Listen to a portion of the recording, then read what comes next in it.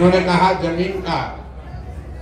जमीन की समस्या इसलिए है कि बिहार देश के बड़े राज्यों में एकमात्र ऐसा राज्य है जिसमें आजादी के बाद भूमि सुधार के लिए जिस राज्य में कोई प्रयास नहीं किया गया, भूमि सुधार हुआ नहीं, तो उसका असर ये हुआ है कि 1/3 जमीन का जो मालिकाना हक है वो डिस्प्यूटेड है। वो पता ही नहीं कि जमीन का मालिक है कौन। आपके दादाजी का मृत्यु हो गया, अभी तक रसीद आपको ही के नाम पर कट रहा है, उसका बंटवारा ही नहीं हुआ। किसी का जमींदारी में सीलिंग में जमीन ले लिया, पट्टा किसी गरीब को बांट दिया, पट्टा लेके कोई घूम रहा है, जमीन किसी के पास है।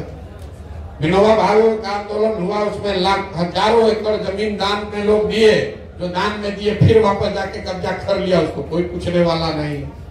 नदी है, यहाँ पर बाढ़ आता है, नदी रास्ता बदलती है, हजारों एकड़ जमीन नदी में चला गया, उसको कोई माई बाप नहीं है पूछने वाला।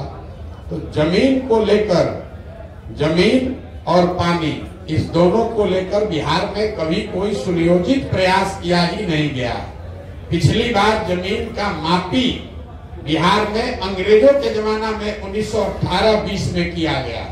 उसके बाद बिहार में कितनी जमीन है, किसकी जमीन है, सरकारी है, गैर सरकारी है, गैर मजरुआ है, आदमी का है, सीलिंग में है, इसका कोई काम ही नहीं किया गया। पूरा जो राजस्व विभाग है वो अंचलाधिकारी सीओ साहब है, उसके नीचे 2-4 कर्मचारी है, और हर कर्मचारी के नीचे 4-5 दलाल जिसको अटर्नी है, वही रजिस्टर 2 का मालिक है। वो रजिस्टर 2 में मन हुआ इंक गिरा दिया, झगड़ा हो गया, डिस्प्यूट हो गया, पड़ा रहिए उसे, अब जाइए DCLR के सामने आप दावा लगाते रहिए। सिविल का जो यहाँ मामला है, जितना वकील लोग हैं हर जिला में जाकर देखिए, 80 साल 85 साल के हैं, 30-30 वर्ष से केस लड़ते जा रहे। एक बार सिविल का मामला खुल गया तो वो बिहार में वो सुलझने वाला नहीं है।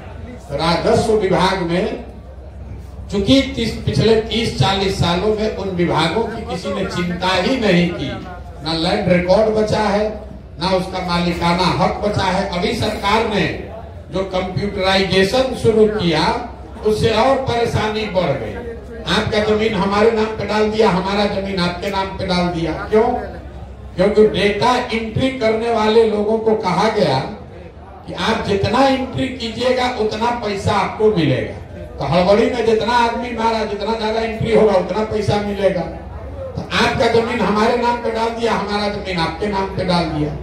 अब जब उसको संशोधित करने के लिए आप लेकर जा रहे हैं, तो सरकार के पास ऐसा कोई आंकड़ा ही नहीं है रजिस्टर 2 के अलावा कि चेक करके बताए कि ये सही क्या गलत क्या। अब आपसे कह रहा है वंशावली ले आइए। अब उसमें एक और समस्या है, पहले यहाँ पर जो बेटियां थी जिसकी शादी हो गई उसका हक नहीं था, जमीन बंटवारे में उसका नाम नहीं था। अब कानूनन उसका अधिकार है।